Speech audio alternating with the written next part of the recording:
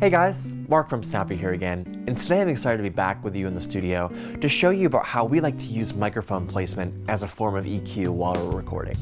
Hardware EQs and plug-in EQs can be a great tool to have to do some gentle tone sculpting on the way in, but we have found that actually taking the time to experiment and get it right at the source can have much greater musically pleasing effects.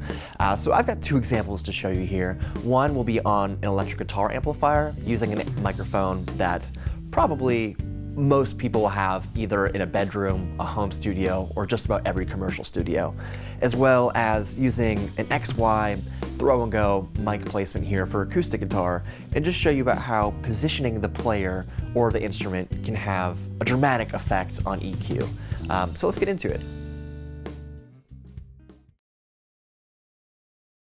So for this example, I have the electric guitar selected at the bridge pickup. This will be more effective in dramatizing how the brightness is tamed as you move the microphone across the radius of the speaker cone. Another effect that you will hear is the actual transients of the pick attack are tamed as well. So let's show an example. With the microphone pointed directly at the center of the cone, you can expect to get the punchiest and brightest attack and response from the guitar. Let's see here.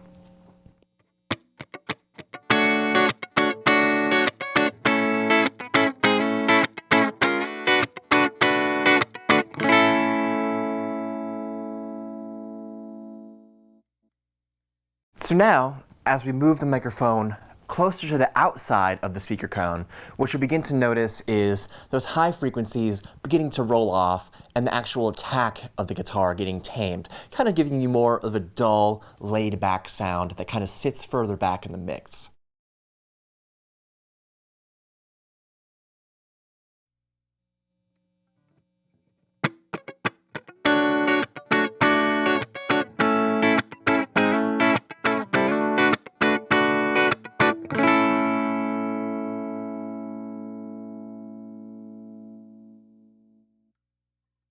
Along with microphone placement, the actual polar pattern that you select on the microphone can also have an effect.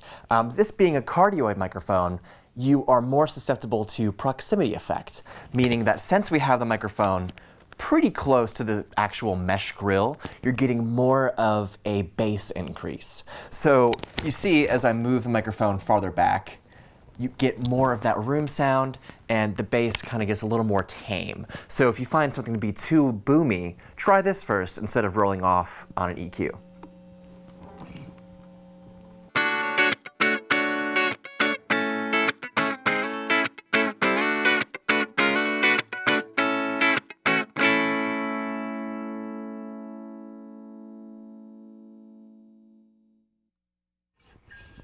Microphone type, instrument type, and of course the way that you have your amp set will all have a dramatic effect on the sound you get going in.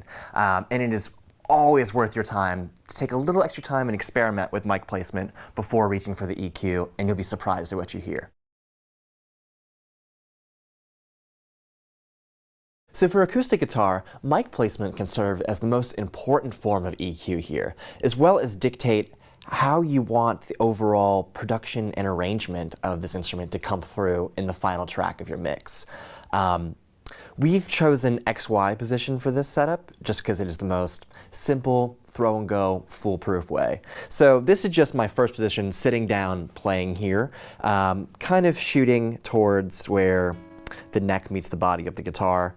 This is kind of a throw-and-go setup, and it's always a good starting point to hear. I'm imagining this will give me a kind of full sound of the acoustic guitar, and it's a good reference point.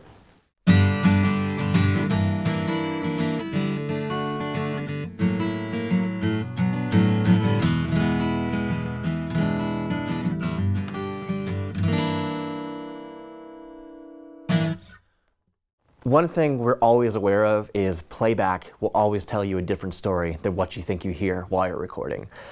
So checking that, if we were to decide that we need more bass or more of a low end, instead of actually putting on a plug-in and boosting it, the most effective thing you can do is just have the player move over slightly or move the mics more towards the sound hole.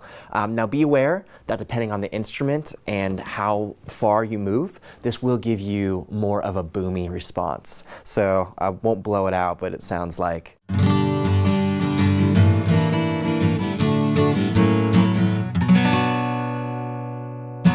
Inversely, if we want the guitars to maybe be more of a percussive element in the mix and just kind of get some more strumming, a little more stringy, maybe even thin the sound out, moving more towards the neck and farther away from the sound hole will give you more of that kind of rolled off effect.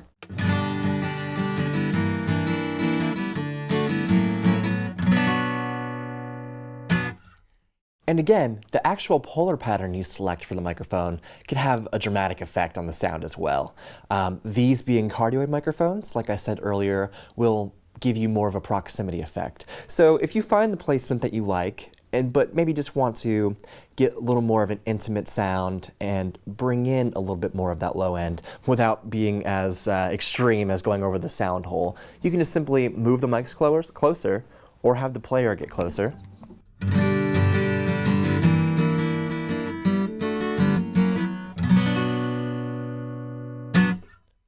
And as you move farther back, you begin to roll off that low end and you bring in less detail, more room sound, but it can be a great way if you do, again, want the acoustic guitar to have an EQ sound that kind of just pulls it back in the mix and blends in more.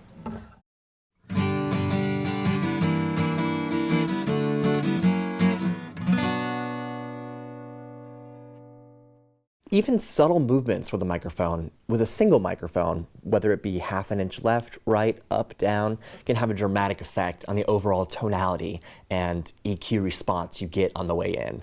I cannot stress enough, getting it right at the source and taking the time to experiment can do wonders for your sound. So many times we can find ourselves in the trap of not liking the instrument, not liking the microphone, and just going through processes in the box, out of the box, swapping out things, when the solution could simply just be trying it in a different position that you wouldn't think of before. Even if it looks goofy, what ultimately matters is what you hear on the playback. So this is a great way to experiment and find out for yourself. So thanks again for checking out this video. If you do have any questions about this or any of the gear used in the video, please shoot us an email or give us a call and we're happy to help. For more in-depth tutorials on miking an electric guitar amp, miking an acoustic guitar, pianos, drums, etc., feel free to give us a shout as well. We are always here. We're always happy to talk to you about what kind of mics, instruments will be best for the sound that you're going for, and we're happy to make recommendations and get you some good sounds. Till next time, we'll see you soon.